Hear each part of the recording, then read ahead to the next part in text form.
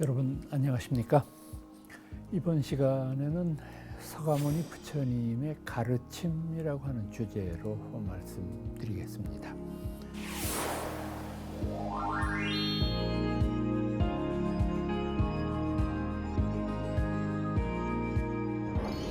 그 부처님의 가르침이라고 하는 것은 그분이 대각을 얻으신 그분의 나이 35살 때부터 80살에 열반하실 때까지의 45년 동안 많은 사람들을 대상으로 설법하시고 또 때에 따라서는 대화와 은유 같은 것을 통해서 많은 교화를 펼치신 것을 가리키는데, 아무래도 이제 그분의 가르침은 당신의 깨달음에 근거했을 거예요. 그러니까 그분이 깨침을 얻으신 이후에 그것을 이제 다른 이들한테 설명해 준 그런 내용일 텐데, 이 깨달음의 내용과 그분의 설법을 연관시켜서 생각을 해 보았을 때, 젊었을 때의 경우와 나이 들었을 때의 경우가 확실히 그 태도는 달라지겠습니다만, 그보다 더 중요한 건 뭐냐 하면 후세에 그분의 가르침은 많은 첨삭이 이루어졌을 거예요. 그러니까 그분의 가르침 설법에다가 많이 덧붙이기도 하고 또 때에 따라서는 좀 빼기도 하고 하는 그런 어떤 가감이 있었을 텐데, 그러면 과연 어떤 것이 부처님의 실제적인 음성일까 하는 점은 참 불교 공부하는 저희들한테도 깊은 관심이 아닐 수 없는데,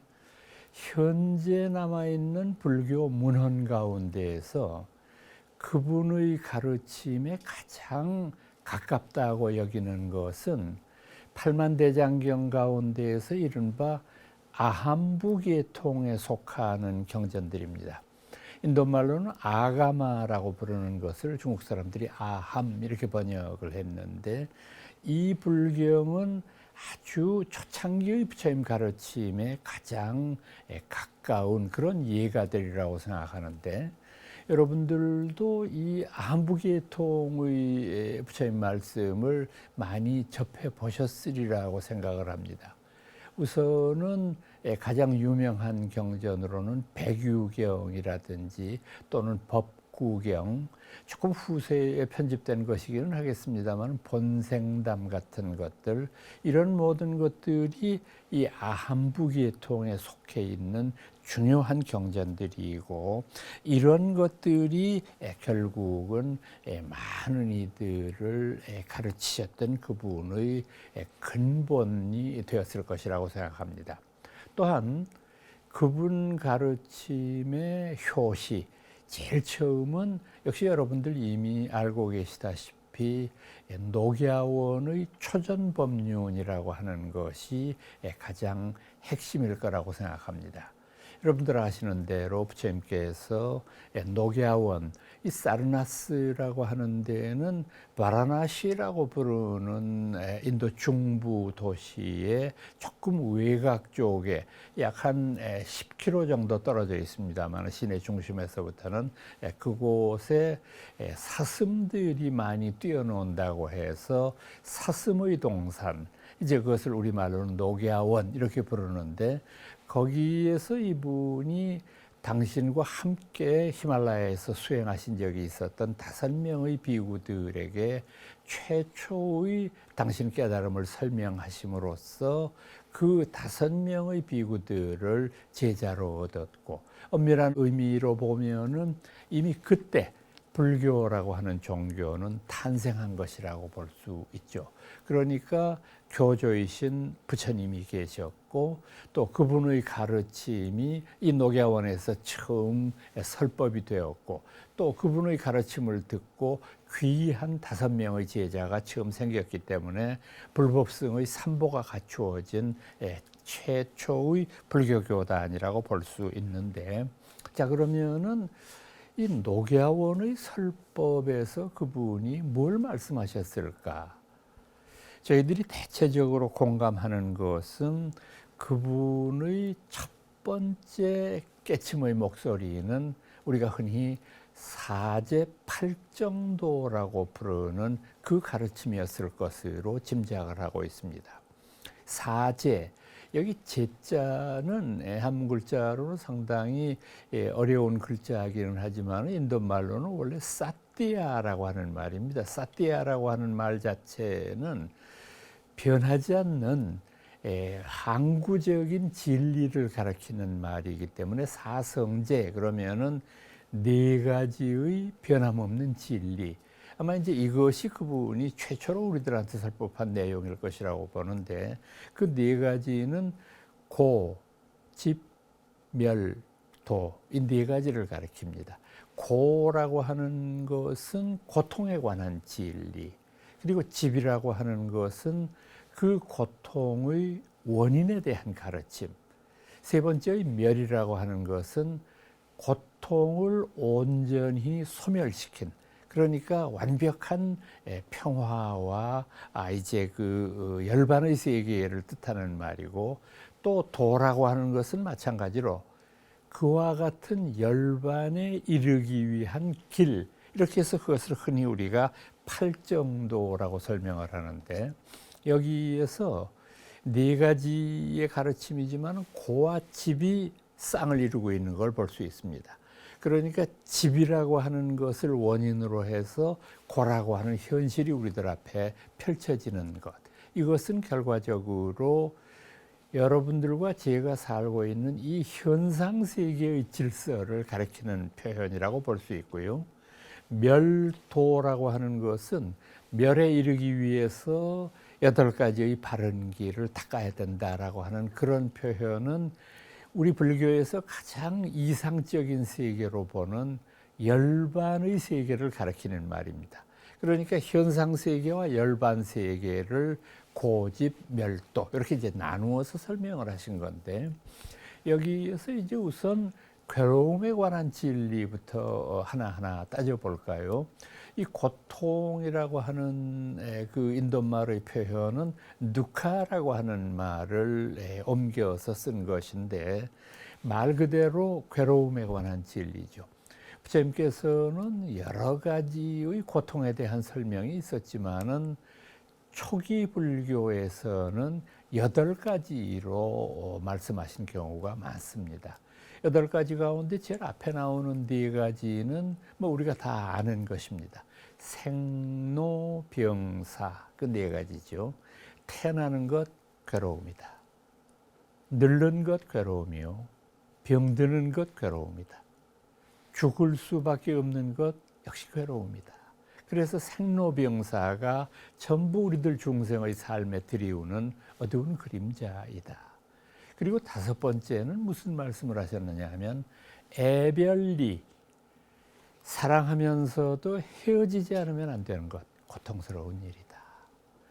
6번째의 경우는 오히려 그 반대의 경우가 되겠습니다만은 많은 원한이나 또는 미워하는 사람들, 이런 사람들과 만나지 않으면 안 되는 것, 원증회고, 이거를 6번째로 말씀하셨고, 7번째는 구불취, 구 하나 얻어지지 않는 것 역시 괴로움이다.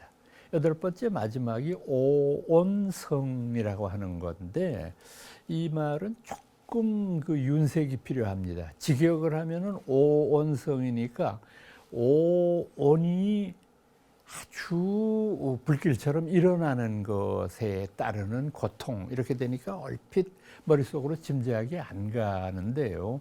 오온이라고 하는 것은 반야심경에서도 말씀하셨던 색수상행식, 이 5가지를 오온이라고 합니다. 이 색수상행식이라고 하는 오온은 인간이라고 하는 개체를 구성하고 있는 5가지의 요소라는 뜻이 됩니다.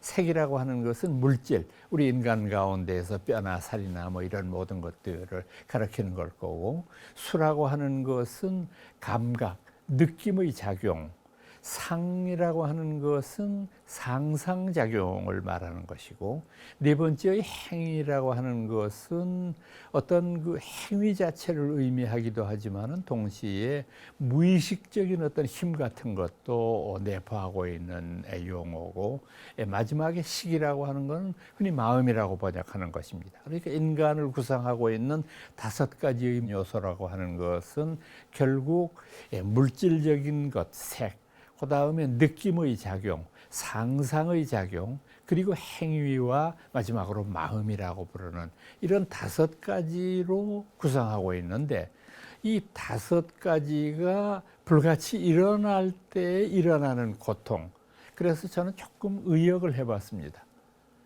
번뇌의 숲을 위에 뿌리박고 있는 이 몸이 존재하는 것 자체가 괴로움이다. 그래서 온성, 이제 이렇게 표현을 하는데, 사실 이 고통에 관한 진리를 말씀드릴 때 혹시라도 불자들께서 이 불교가 이 고통을 너무 강조하는 것 아닌가.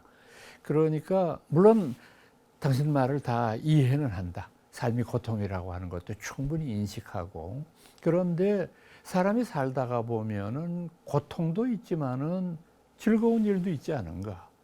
우리가 결혼을 해서 아이를 갖는다든지, 또는 직장 생활을 오래 하다가 승진을 한다든지, 이 얼마나 좋은 일이에요. 근데 그런 좋은 일은 애써 외면하고 고통스러운 면만 자꾸 강조하느냐. 불교가 그 괴로움의 진리를 말할 때 말씀하는 논리는 2가지입니다. 왜 불교에서 괴로움을 강조하느냐?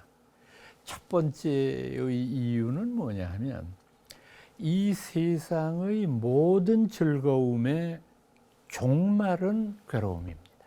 그러니까 그 즐거움의 마지막은 고통으로 끝나는 것이기 때문에 어떤 경우라고 할지라도 괴로움이라고 하는 것을 강조할 수밖에 없다. 이런 논리가 되고, 2번째는요.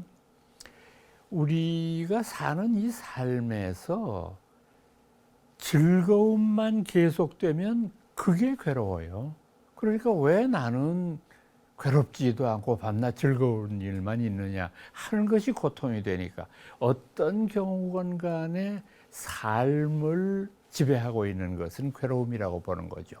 그래서 이제 이 점에서도 간혹 가다가 이제 불교를 비방하는 이들이 불교가 염세적인 경향을 가지고 있다, 이런 식으로 아주 잘못된 표현을 하는데, 지금 이 괴로움에 관한 진리는 염세가 아니고 우리들이 사는 인생의 가장 중요한 부분을 직시한 것입니다. 그렇기 때문에 이것은 고통이냐 무슨 아니냐 하는 문제를 강조한다고 해서 이게 염세주의로 몰아가는 것은 매우 잘못된 표현이라는 거죠.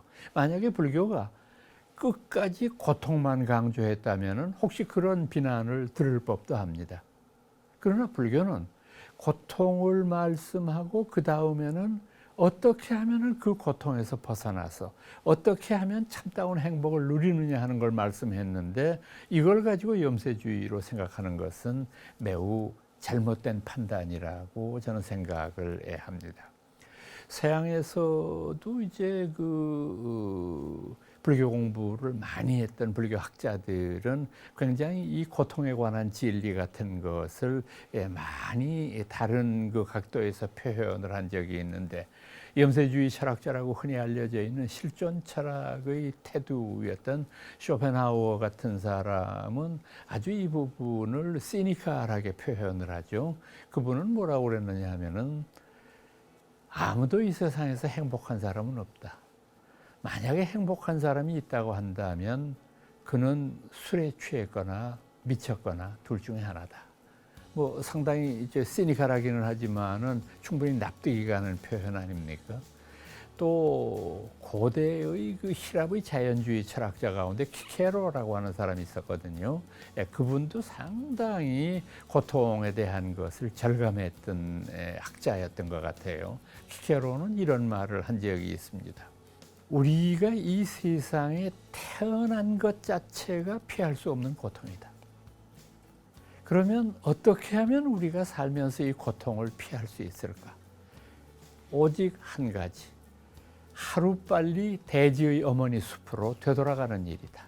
그러니까 얼마나 이제 그 고통이라고 하는 것을 직시했는가라고 하는 서양 철학자들의 단면을 저희들이 볼 수 있는 것인데, 이제 이와 같은 그 고통이라고 하는 것이 우리의 현상 세계 속에 가장 지배적인 구조다. 그런데 집이라고 하는 건 제가 조금 전에 말씀드렸듯이 고통의 원인이거든요. 왜 고통스러우냐? 근데 부처님은 거기에 관해서 세 가지를 말씀하셨어요. 탐진치, 흔히 이것을 불교에서 삼독심, 이제 세 가지의 그릇된 마음이라는 뜻에서 그런 말을 하는데, 탐이라고 하는 것은 탐내는 겁니다. 분수에 넘치는 것을 갖고자 하는 것.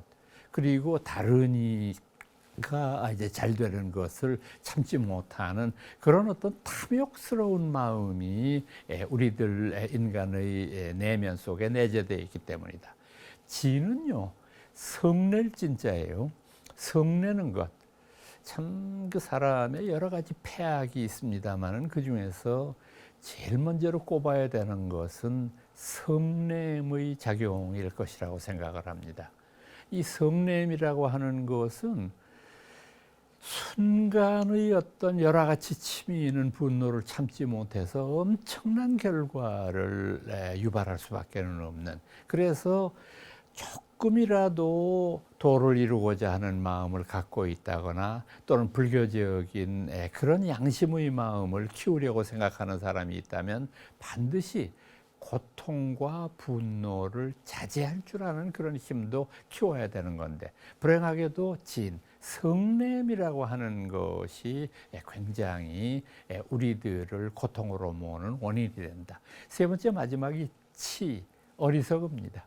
어리석을 치자를 썼는데, 한 가지 불교에서 재미있게 느껴지는 것은 뭐냐 하면, 탐내고 성내고 어리석은 이 삼독심 가운데에서도 제일 문제가 되는 게 어리석음이라는 거예요. 이 치라고 하는 것이 원인이 되어서 탐내고 성내는 그런 작용들이 생기게 된다고 보는 건데, 자, 그러면은 이 어리석음이라고 하는 것을 이해하는 우리의 일반적인 태도와 불교 입장이 조금 다른 것 같이 느껴지지 않습니까?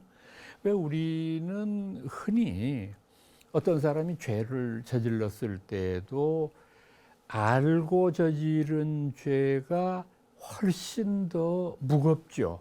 그리고 모르고 저지르는 것은 우리가 그냥 조금 눈 감아줄 수도 있는 그런 것 아니냐라고 생각하는 것 같은데, 불교의 논리는 정반대예요.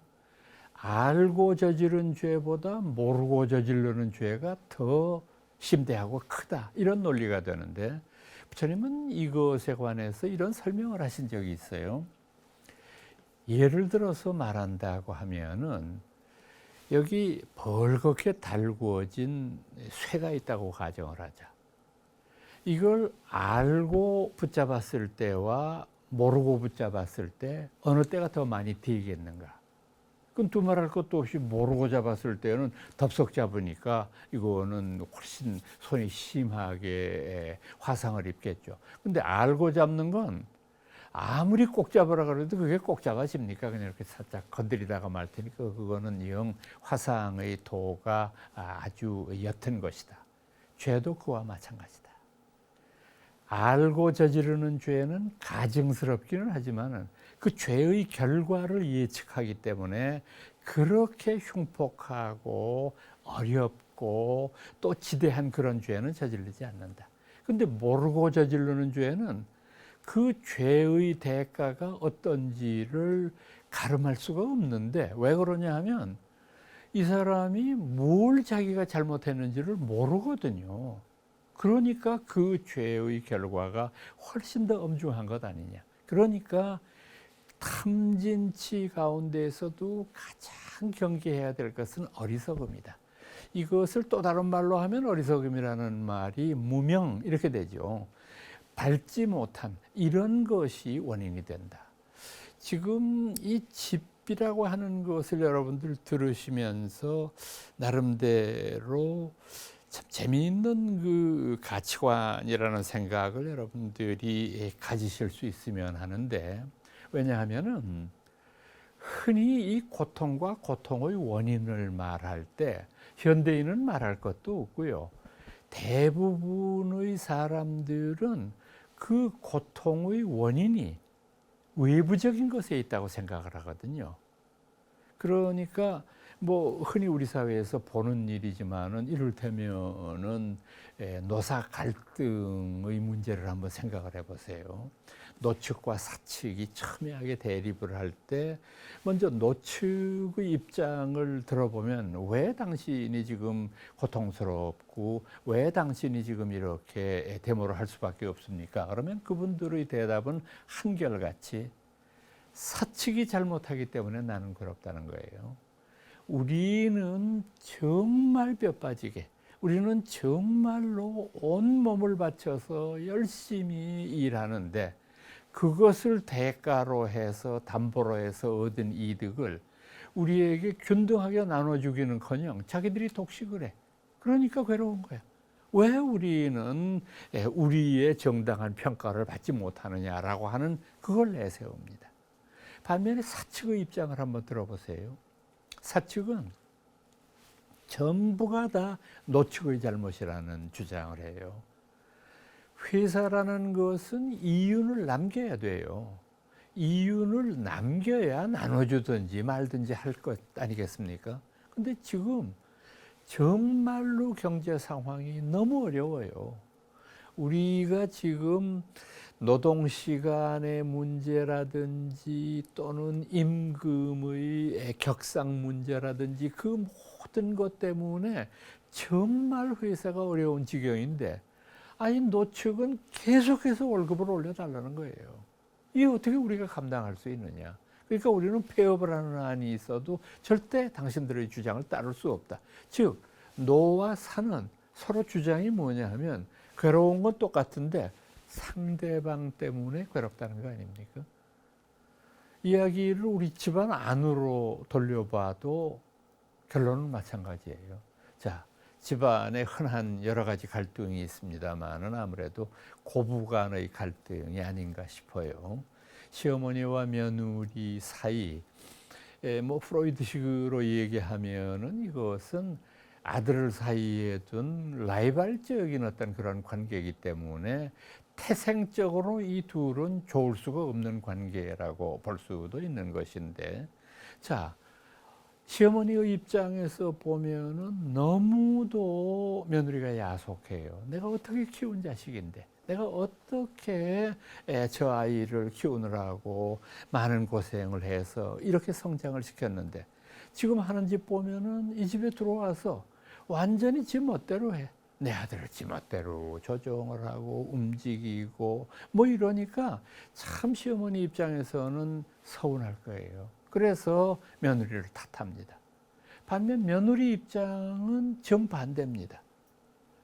아니 도대체 지금 시대가 어느 시대인데 아들이 자기 소유물도 아닌데 아들을 자기 마음대로 하려고 하고, 오히려 내가 뭐 이렇게 집안일에 관여하는 것을 교만하고 건방지다고 생각하니, 도대체 이와 같은 질서가 지금이 조선시대 때도 아닌데 언제까지 계속해야 되느냐, 이렇게 반감을 합니다. 즉 고부는 서로가 서로를 향해서 그대 때문에 괴롭다라고 하는 생각을 갖는 것 아니에요.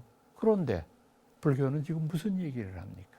탐진치라는 것은 외부적인 작용이 아니잖아요. 우리들 내면의 작용이잖아요.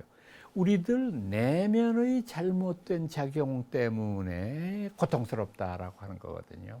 참 놀라운 그 발견이라고 볼 수도 있고, 아마 그런 면에서 불교는 영원한 어떤 휴머니즘, 인간이 가지고 있는 근원적인 그런 그 인성의 아름다움에 대한 것을 표현하는 그런 종교일 수 있을 거예요. 자, 그러면 이제 이상적인 세계라고 부르는 멸도에 대한 설명을 드려볼게요. 세 번째 멸이라고 하는 것은 니르바나라고 부르는 인도말을 옮겨 쓴 것입니다. 옮겨 쓴 것이라기보다는 음역이죠. 니르바나라는 말의 뜻이 복잡하니까 그냥 나는 대로 중국 사람들 귀에는 니르바나, 멸반 이렇게 들었나 보죠. 그러니까 그냥 그런 식으로 번역을 해버렸는데 원래 이 니르바나가 담고 있는 뜻은 뭐냐 하면 촛불을 불어서 끈다 이런 의미가 있어요. 원래는 촛불 같은 것을 후 하고 불어서 끄는 것. 그러니까 상징하는 바는 뭐냐 하면은 조금 전에 말씀드렸던 탐진치라고 부르는 것을 불어서 끔으로 말미암아 우리들 마음이 온전한 평온의 경지를 항구적으로 유지할 수 있는 그게 열반이라고 봤던 거죠. 그렇기 때문에 열반이라고 하는 것은 앞서 말씀드렸던 탐진치의 소멸이라고 볼 수 있어요. 이 탐내고 성내고 어리석은 작용들을 그만두는 것, 그것이 바로 부처님께서 말씀하셨던 멸의 참뜻이었을 거예요. 그러면 열반을 얻게 되는 길은 뭐냐? 열반을 얻게 되는 길을 걸으는 8정도라고 말씀했어요. 8정도. 8가지의 올바른 길이라고 하는 그런 표현이 되죠. 8가지의 올바른 길의 첫 번째는 정견, 올바른 견해. 두 번째가 정사, 올바른 생각. 이 올바른 견해나 올바른 생각, 정견 정사가 이제 가장 우리들이 사는 데 있어서 소중한 가치 덕목이라고 하는 것을 강조했고, 그 다음에 세 번째는 정어를 말씀했어요. 올바른 언어 생활에서 중요한 거. 네 번째가 정업입니다. 여러분들이 불교에서 말하는 업이라고 하는 개념을 잘 아시죠?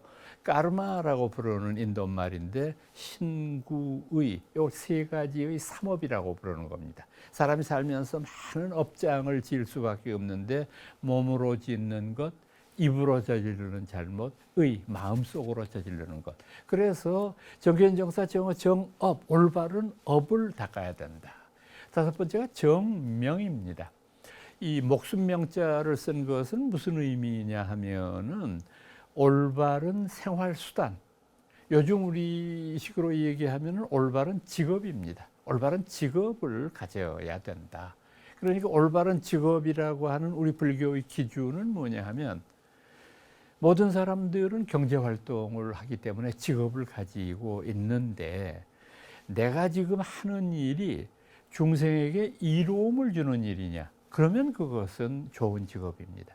근데 내가 하는 직업이 중생에게 고통을 주고 괴로움을 유발하는 직업이냐? 그것은 해서는 안 되는 일입니다. 그래서 우리 불교에서 그 많은 직업이 몇 가지 있죠. 그래서 정명, 올바른 생활수단, 올바른 직업. 여섯 번째가 정정진입니다. 정정진이라고 하는 것은 노력이지 않습니까? 정진이라고 하는 거니까 올바른 노력. 조금 우스꽝스러울 수는 있겠지만은 사람이 노력하는 게 다 중요한 건 아니거든요. 도둑질하는 사람들도 사기꾼들도 얼마나 노력을 하는데요. 남을 속이기 위해서 밤새 고민하면서 어떻게 하든지 속여보려고 하는데 이런 그것은 올바른 노력이라고 보기가 어려운 것 아니에요.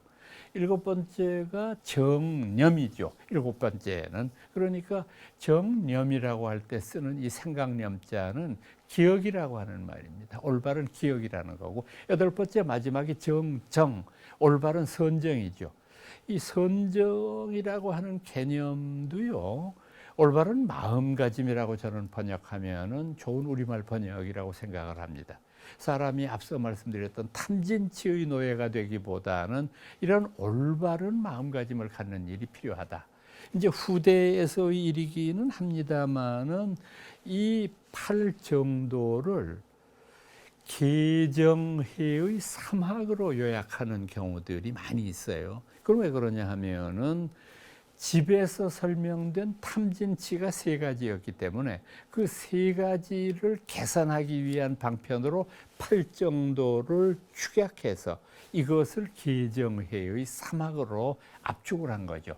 계라고 하는 것은 윤리적인 삶을 가리키는 말이고요. 정이라는 건 조금 전에 말씀드렸던 올바른 마음가짐. 희라고 하는 것은 이제 후대의 반야라고 하는 말로 표현되기도 하지만은 올바른 지혜라고 설명하기도 하고요. 그래서 이제 이와 같은 형태의 계정회의 3학을 가지고 멸이라고 하는 지고지순의 경지가 얻어진다. 이렇게 이제 부처님이 설명하셨습니다. 이제 이 초기 법을 설한 이후에 다음의 많은 부처님 설법 가운데 가장 또 중요한 설법의 내용 가운데 하나는 뭐냐 하면은 연기의 이론이라고 하는 겁니다. 연기라고 하는 말은요, 인연속이라고 하는 말의 준말입니다. 그래서 인연속이 가운데서 첫 번째의 인자를 생략하고 세 번째의 소자를 하고서 그 다음에 두 번째 연, 그리고 네 번째 마지막에 일어날 기, 요거만을 해서 연기 이렇게 설명하는 건데, 부처님의 그 말씀 중에서 보면은 꼭 그 연기를 설명할 때 이분이 강조하는 비유가 있어요. 그건 뭐냐 하면은 어느 날 부처님이 제자들을 모이게 하고 그분들에게 하나 아주 쉬운 그런 숙제를 냈습니다. 갈대 집단 있지 않습니까?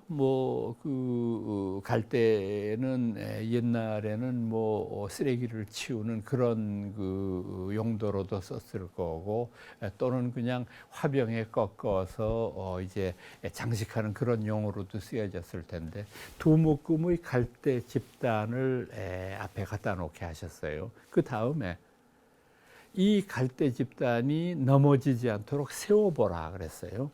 그러니까 많은 사람들이 간단하잖아요. 세우려면 서로 이렇게 엇비슷하게 기대어 놓으면은 서 있잖아요. 넘어지지 않고. 그 다음에 이걸 한번 넘어뜨려 보자. 넘어뜨리는 거는 둘 다를 애써 넘어뜨릴 필요도 없고, 그 얼기설기 서 있는 두 묶음 중에 한 묶음을 넘어뜨리면 나머지 하나는 그냥 저절로 쓰러지게 되잖아요. 그때 부처님이 개송으로 누구든지 이해하기 쉬운 아름다운 말씀을 하셨습니다. 이것으로 말미암아 저것이 있고, 저것으로 말미암아 이것이 있다. 이것이 없으면 저것이 없고, 저것이 없으면 이것도 없도다.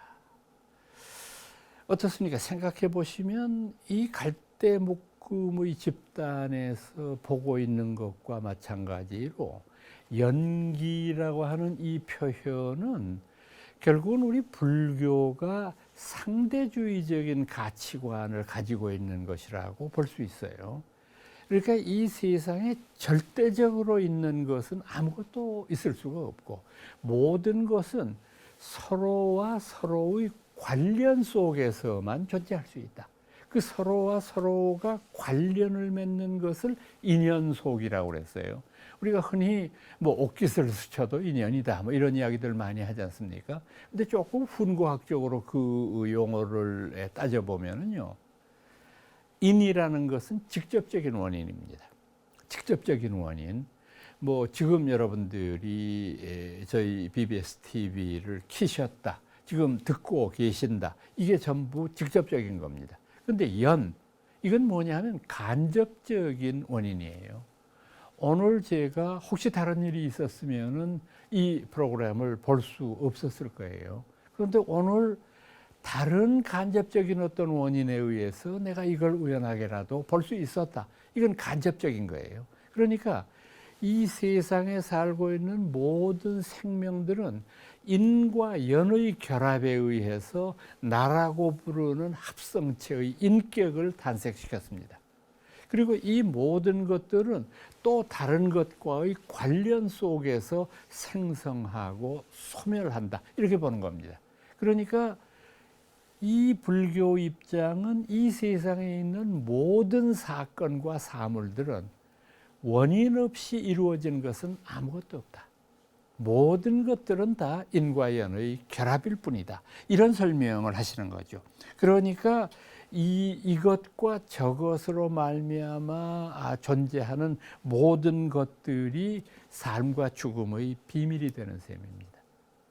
나중에는 부처님께서 이 연기의 이론을 12연기라고 하는 것으로 나누어 설명하신 적이 있거든요. 그 12연기라고 하는 것은 뭐냐 하면 12갈래의 인연이라고 하는, 즉 삶과 죽음의 번민을 12가지로 나누어서 설명하려고 하셨던 거죠.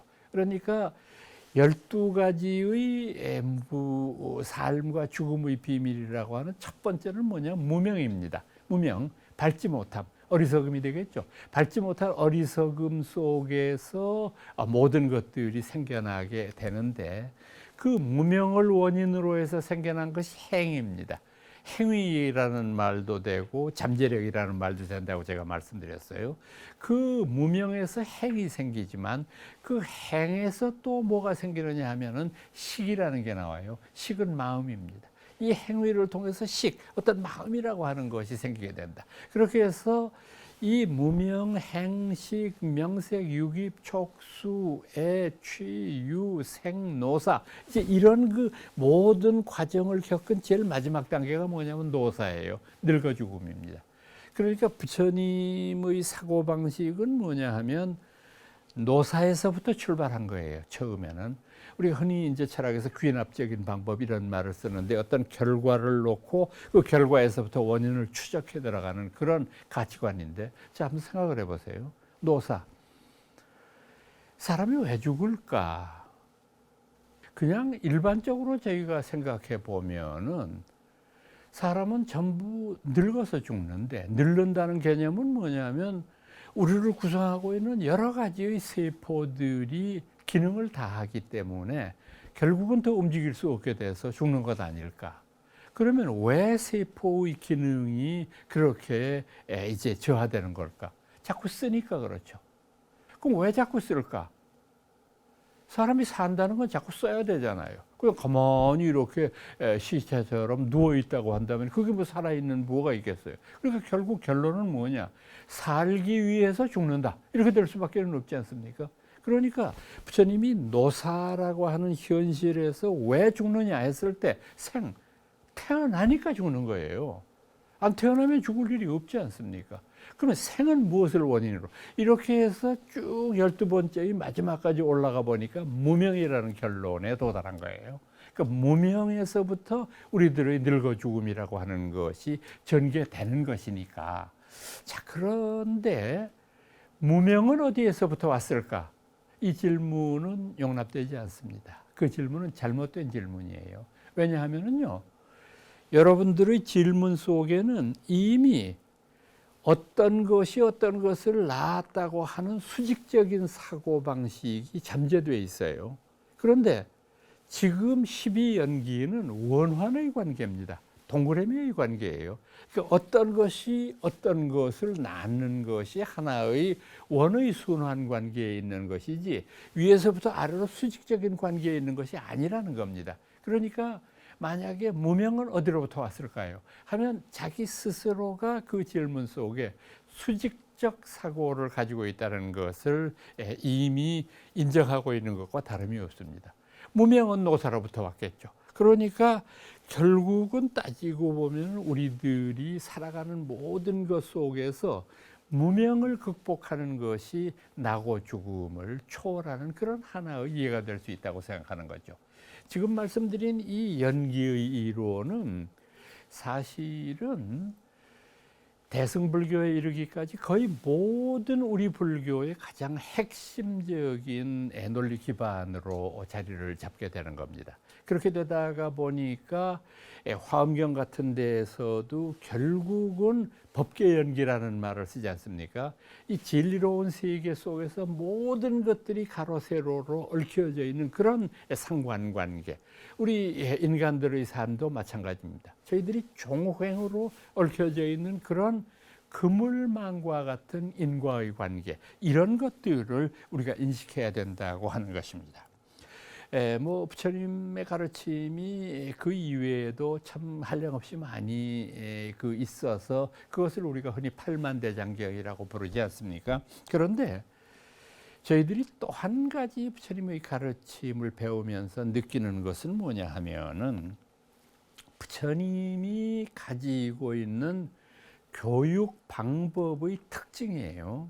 저는 오랫동안 교수 생활을 하면서 학생들을 가르치는 일을 직업으로 삼아왔는데, 제가 강의를 한 것을 생각해 보면, 돌이켜 보면은 아주 민주적인 방법 같으면서도 사실은 주입식 강의였어요. 그냥 저는 서 있고 학생들은 앉았고, 거기에서 1시간 동안 혹은 100분 동안 열심히 말하면서 학생들의 의견을 경청할 기회는 거의 없어요. 왜? 시간에 쫓기니까.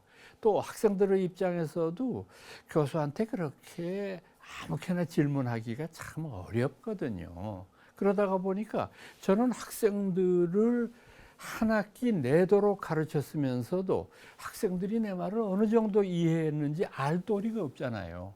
이것이 현대의 강의가 가지고 있는 맹점인데, 부처님의 훈육 방법의 제일 첫 번째는 뭐냐 하면은, 이와 같은 것들을 극복하기 위한 가르침인데, 그것을 우리가 뭐라고 부르느냐 하면 대기설법이라고 불러요.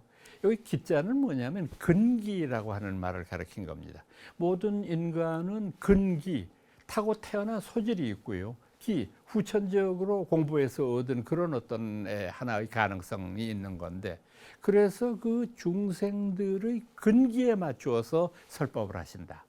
즉, 지적인 사람에게는 지적인 접근을 통해서 가르치고, 이런 지적인 이해력과 통찰력이 부족한 사람들한테는 아주 적절한 비유를 통해서 너무도 쉬운 예를 들어서 불교의 교리를 이해할 수 있도록 그렇게 하신 말 그대로 대기설법이 되는 거죠. 또 하나 이분이 현대식의 교육과는 다른 점은 뭐였느냐 하면은, 상당히 이분이 강조한 것은 반복 교육이에요. 반복 교육이라는 것은 똑같은 말씀이지만 조금 뉘앙스를 달리해서 같은 내용을 또다시 설명하는 그런 테크닉인데, 여러분들은 이제 경전을 이렇게 보시다가 보면 한 가지 눈에 띄는 게 있어요. 그건 뭐냐 하면은, 제일 첫머리는 그때 부처님이 어디 계실 때라고 하는 그런 표현입니다. 그때 부처님이 슈라바스티 사위국의 어디에 계실 때 여대 비구 중 500인으로 그러시니 그때 많은 비구 승 500명과 함께 계셨다. 이제 이렇게 제일 처음에 서론 부분이 나오고, 그 다음에 누가 일어나서 부처님한테 여쭈면 그 질문에 대해서 부처님이 대답하는 게 나오는데, 그때는 주로 강의 형태나 비슷하게 서술적으로 가르칩니다. 그런데 그것이 끝나고 난 다음에는 거의 모든 불교 경전에 보면은 개송이라는 거 여러분들이 있지 않습니까? 지금까지 말씀한 것을 압축해서 하나의 노래 같은 것으로 표현을 합니다. 이 개송이라는 인도말은 원어가 기타입니다. 바가바티 기타 할 때 쓰는 그 기타라고 하는 표현인데, 이 개송은 굉장히 짤막하면서도 운율에 맞추어서 그것을 많은 사람들의 이해하는 데 있어서 굉장히 편안한 방법으로 사용하셨던 거죠. 그래서 여러분들 좋아하시는 금강경 사구계 같은 것도 생각을 해보시면 서론적으로 설명한 것보다 얼마나 개송이 이해하기가 쉽고 외우기가 쉽습니다. 약이 새겨 낳거나 이 음성 구하자는 시인행 사돈이 불능견 열애니라. 약견 제상이 비상이면 즉견 열애니라. 응무소주하여 이생기심하라. 마땅히 머무는 바 없이 그 마음을 내어라. 그렇게 이 모든 것들이 전부 선명하게 우리들한테 이해가 되고 있지 않습니까? 그러니까 이것이 반복 교육이라고 보는 거죠. 저는 혼자 생각에 부처님이 설법하시고 난 다음에 개송을 말씀하셨을 때에는 노래를 불렀으리라고 생각합니다. 그러니까 여태까지 쭉 저처럼 이렇게 서술하는 형식으로 잔잔하게 말씀을 하다가 개송을 부를 때에는 노래를 불렀을 거라고 생각합니다. 결국은 이 불렀던 그분의 노래를 조금 현존화시켜서 표현한 것이 우리가 흔히 이야기하는 범패라는 게 되잖아요. 그러니까 범패가 될 때는 어떤 분명한 리듬이 있고 또 리듬과 더불어서 높낮이의 어떤 이제 그 액센트 주는 부분이 다 따로 있고, 그러니까 이것도 전부가 다 하나의 음악적인 형태로 우리들한테 불교를 교화시키려고 하는 그런 것이라고 볼 수 있죠. 또 한 가지 우리가 이 부처님 교화 방법 가운데 힘주어서 이해해야 될 것은 뭐냐 하면, 이분의 가르침은 상당히 논리적이에요. 아까 제가 사제팔정도를 말씀드릴 때에도 분명하게 말씀을 드렸지만은, 자, 한번 복습을 해보세요. 팔고라고 부르는 고통이 있다. 근데 그 고통이 생겨나게 된 원인은 뭐냐? 탐진치의 삼독심이었다. 자, 그 다음에 탐진치의 삼독심을 없앤 경지가 뭐냐? 열반이다. 그럼 열반을 얻게 되기 위한 8가지의 바른 길은 압축하면 어떻게 되느냐? 개정해의 사막이 된다. 즉 탐진치로 말미암아 고통의 현실이 있다고 한다면, 탐진치를 개정해로 바꾸었을 때 우리들 삶은 지극한 열반의 경지 속으로 몰입하는 것이다 라고 하는 것 아니겠어요? 그러니까 이런 이성적이고 논리적인 가르침, 아마 이런 것들이 초기 불교가 놀랄만한 발전을 얻게 된 원인이었으리라고 저희들이 생각하고 있습니다. 아무래도 대체적으로 봤을 때 종교라고 부르는 그런 그 가르침들 속에 보면은 제일 강조하는 것이 믿음만이에요. 이웃 종교에서도 늘 강조하는 것이 믿음인데, 우리 불교에서는 그런 믿음에 대한 것을 제일 앞에 내세우지를 않아요. 불교에서는 어떻게 설명하느냐 하면, 뭘 알아야 믿을 것 아니에요. 아무것도 모르는데 뭘 어떻게 믿어요? 아무것도 모르면서 믿는 믿음을 우리가 뭐라고 부르느냐? 맹신이라고 불러요. 그 다음에 그 많은 그 깨우침이라고 하는 것들, 그 아르마리라고 하는 것들을 우리가 제대로 인식해야 믿을 수 있는 거고, 그 다음에는 불교에서 하는 말은 믿으면 믿는 대로 실천하라는 겁니다. 바로 그게 초기 불교의 선언에서 부처님이 채택하셨던 가장 소중한 방법이었다고 생각합니다. 오늘은 여러분들께 사제팔정도와 연기를 중심으로 한 부처님의 가르침이라고 하는 주제를 말씀드렸습니다. 여러분 끝까지 경청해 주셔서 고맙습니다. 저는 다음 시간에 다시 뵙도록 하겠습니다. 여러분 안녕히 계십시오.